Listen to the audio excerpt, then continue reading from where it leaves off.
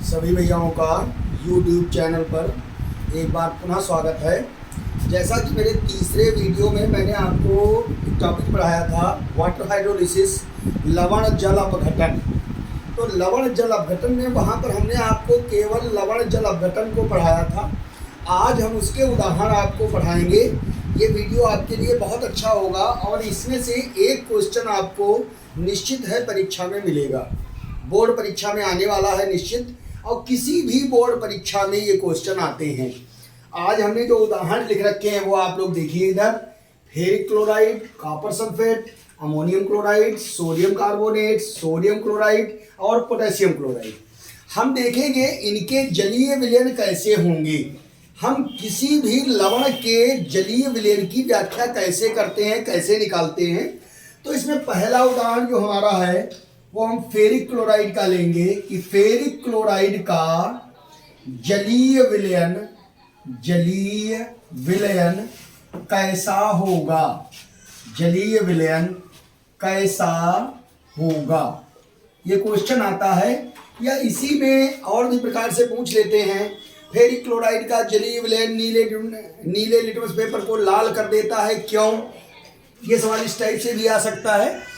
तो इसमें हमको करना क्या होता है, जिस भी यौगिक का जलीय विलयन पूछा जाएगा हम उसको लिख लेंगे। जैसे FeCl3 पूछा गया तो मैंने FeCl3 लिख लिया और इसको आयनित किया। आयनित करने में हमने देखा यहाँ पर 3 क्लोराइड जुड़े हैं, उससे एक आयरन जुड़ा है, तो आयरन को लिख लिया। ये समस्या हमारी हो सकती है कि हमको ये न पता हो कि किसके ऊपर कितने प्लस माइनस आते हैं, आवेश कितना होता है। तो दोनों में से किसी एक पर भी आवेश अगर आपको आता है, जैसे हमें मालूम है क्लोराइड पर 1 माइनस आता है, तो 3 क्लोराइड आयन है तो फेरिक यहाँ पर 3 पॉजिटिव के रूप में होगा। 3 पॉजिटिव लिख लिया हमने। ठीक इसी प्रकार हम एक वाटर मॉलिक्यूल लेंगे जल का और जल के मॉलिक्यूल को आयनित करेंगे, तो यहाँ पर हमारा H आयन और प्लस OH आयन बनेगा। अब हमने पिछले वीडियो में बताया था कि लवण जल अपघटन वह अभिक्रिया है जिसमें किसी लवण को जल में घोलने पर लवण के आयनन से उत्पन्न धन आयन तथा ऋण आयन जल के आयनन से उत्पन्न ऋण आयन तथा धन आयनों से क्रिया करके विलयन को अम्लीय, क्षारीय या उदासीन बना देता है। आप लोग ध्यान दीजिएगा, इसमें हमने एक बात जो बोली है, पहली लाइन में हमने बोला है लवण के आयनन से उत्पन्न धन आयन तथा ऋण आयन। फिर दूसरी लाइन में हमने बोला है जल के आयनन से उत्पन्न ऋण आयन तथा धन आयन। पहले हमने धनायन पहले बोला, बाद में हमने ऋणायन पहले बोला। इसका रीजन है हम अब इसके विपरीत आयन, अगर ऊपर वाले का पॉजिटिव लेंगे तो नीचे वाले का निगेटिव, ऊपर वाले का निगेटिव लेंगे तो नीचे वाले का पॉजिटिव, और इनको जोड़ करके हमको यौगिक बना देना है। जैसे Fe है तो Fe के ऊपर 3 पॉजिटिव प्लस ये पॉजिटिव आयन लिया है, ये निगेटिव आयन ले लेंगे।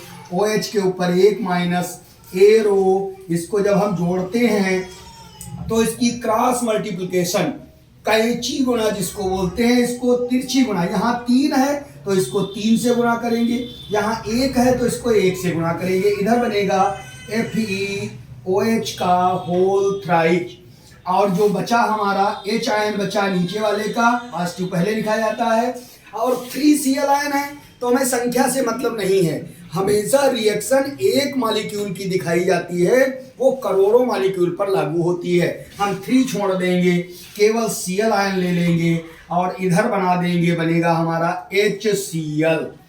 अब हम देख रहे हैं HCl हमारा प्रबल अम्ल है, ये प्रबल अम्ल है, और इधर ये जो बना FeOH का होल ड्राइव, ये दुर्बल क्षार है, दुर्बल क्षार है। चूंकि अब हम देख रहे हैं जैसा कि एक प्रबल अम्ल बन रहा है और दूसरा दुर्बल क्षार बन रहा है, तो ये तो आप लोग जानते ही हो, जैसा कि हम सभी परिचित हैं, हमेशा प्रबल वाले का ही प्रभुत्व होता है, दुर्बल वाला दबा दिया जाता है। यहाँ पर प्रबल अम्ल है तो इसीलिए फेरिक क्लोराइड का जलीय विलयन कैसा होगा, अम्लीय होगा। और हम जानते हैं अम्ल जो होते हैं वो नीले लिटमस पेपर को लाल कर देते हैं, तो यहाँ पर फेरिक क्लोराइड का जलीय विलयन कैसा होगा, अम्लीय होगा। नेचर हमेशा प्रबल वाले का होता है। तो फेरिक क्लोराइड का जलीय विलयन अम्लीय हो गया। ये तो हमने आपका पहला उदाहरण बताया। अब इसकी जगह पर अगर हमें दूसरा उदाहरण बनाना हो, हम फेरिक क्लोराइड की जगह पर हम कॉपर सल्फेट ले लें। कॉपर सल्फेट का जलीय विलयन कैसा होगा? तो देखिए, जहां पर फेरिक क्लोराइड था वहां पर हम कॉपर सल्फेट कर लेंगे CuSO4।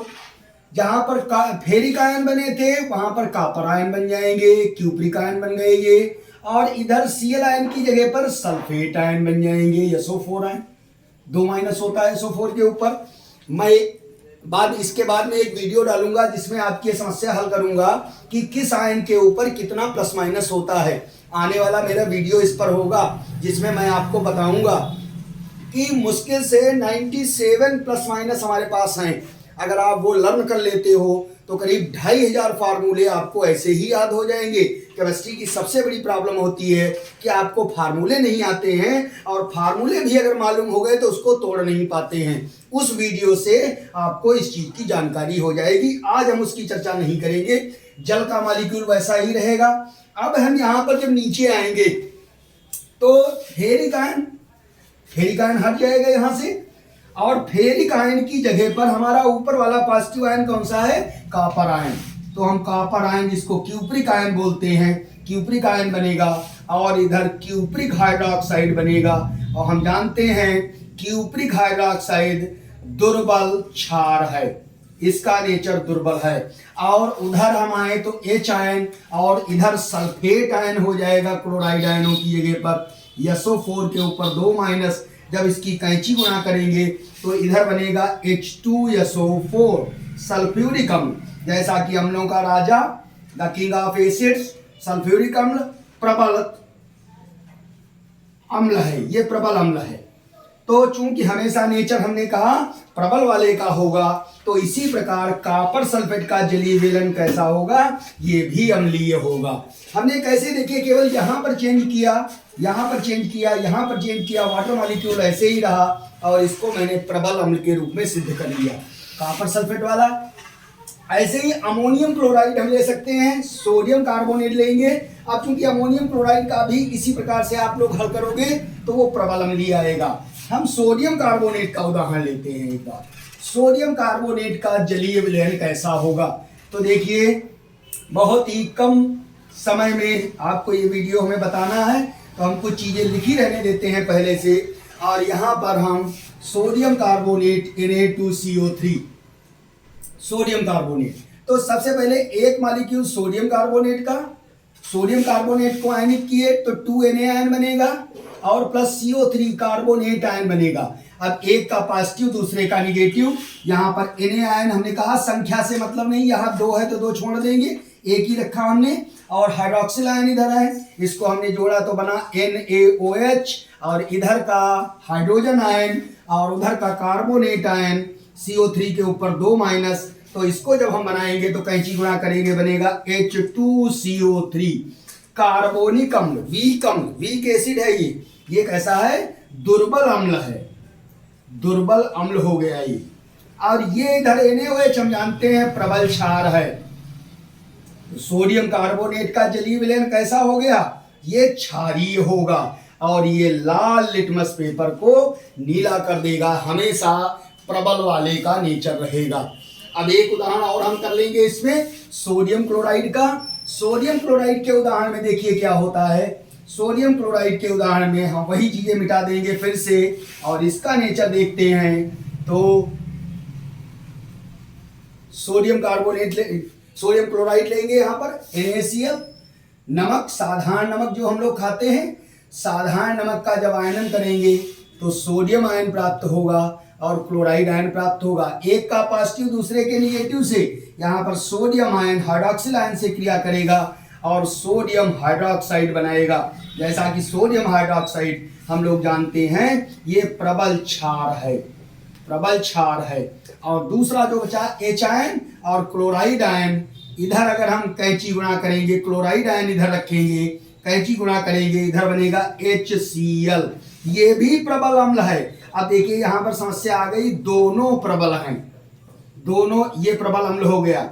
जब दोनों प्रबल हैं, क्षार भी प्रबल है, अम्ल भी प्रबल है, तो नेचर किसी का नहीं, यहाँ पर इसका विलयन जो होगा वो उदासीन होगा, क्योंकि दोनों प्रबल हैं, दोनों की लड़ाई होगी आपस में, दोनों बराबर ताकतवर हैं। तो यहाँ पर कभी कभी ऐसा होता है दोनों दुर्बल आ जाते हैं, तो वहां पर भी नेचर उसका जो होता है वो उदासीन ही होता है। लेकिन अगर हम दोनों में कंपैरिजन करेंगे, कभी कभी ऐसा भी होता है कि दोनों में कंपैरिजन करके निकाला जाता है, तो जो ताकत दोनों दुर्बल हैं, लेकिन दोनों में से कौन ज्यादा दुर्बल है, कौन कम दुर्बल है, तो नेचर हमेशा कम दुर्बल वाले पर जाएगा। और इस प्रकार से हम किसी भी विलयन के अम्लीय क्षारीय गुणों की व्याख्या कर सकते हैं।